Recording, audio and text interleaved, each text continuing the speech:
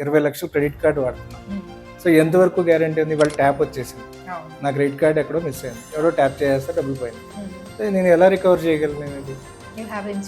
So ఒక 20 లక్షలు 30 లక్షలకి సంవత్సరానికి 4-5 వేలు కడితే my money safe guarded even though it is not in my control. మనకి ఎంతసేపు టాంజిబుల్ ప్రొడక్ట్స్ కావాలి, డబ్బులు ఇస్తే ఏదో ఒక ఐటమ్ కావాలి, ఇన్సూరెన్స్ పేపర్ ఇస్తాను, అది జనాలకి నచ్చదు.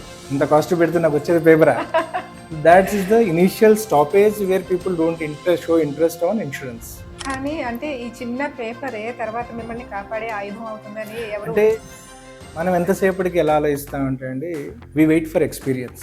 ఇప్పుడు ఎగ్జాంపుల్ కోవిడ్ ఉంది, కోవిడ్ మన కంట్రీకి వచ్చింది, బిందాస్.